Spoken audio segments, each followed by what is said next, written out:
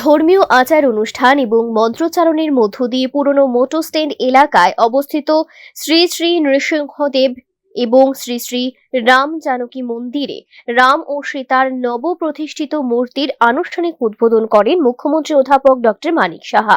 সম্প্রতি মন্দিরটি নতুনভাবে সংস্কার ও সৌন্দর্যায়ন করা হয়েছে। উদ্বোধনী অনুষ্ঠানে উপস্থিত ছিলেন আগরতলা পৌর নিগমের মেয়র দীপক মজুমদার, পশ্চিম ত্রিপুরা জেলার জেলাশাসক, পুলিশ সুপার সহ প্রশাসনের বিভিন্ন স্তরের আধিকারিক ও বিশিষ্ট ব্যক্তিবর্গ। উদ্বোধনের পর মুখ্যমন্ত্রী মন্দিরে পুজো অর্চনার অংশ নেন এবং রাজ্যের শান্তি, সমৃদ্ধি ও সর্বস্তরের মানুষের মঙ্গল কামনা করেন। অন্যদিকে সাংবাদিকদের মুখোমুখি হয়ে মুখ্যমন্ত্রী বর্তমান সরকারের শাসনে রাজ্যের বিভিন্ন মন্দির সহ রাজন্য আমলের বিভিন্ন স্থাপত্যগুলি সংরক্ষণ এবং নবীকরণের তথ্য তুলে ধরেন। মুখ্যমন্ত্রী বলেন, মাতা ত্রিপুরেশ্বরী মন্দির থেকে শুরু করে বটতলার রাজবাড়ি, শ্মশান, 14 দেবতা মন্দির সবই উন্নত করছে বর্তমান সরকার। এর মধ্যে রাজশ্মশান ঠিক করেছি এবং 1.5 কোটি টাকা খরচা হয়েছে। মেয়র সাহেব বলছেন অলরেডি কমপ্লিট হয়েছে, এমন না আগে তো কিছুই ছিল।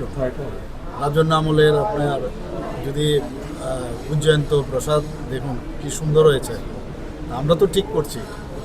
আজকে রাজন্য আমলের মাতা ত্রিপুরের সুন্দরী মন্দির আমরা ঠিক করেছি।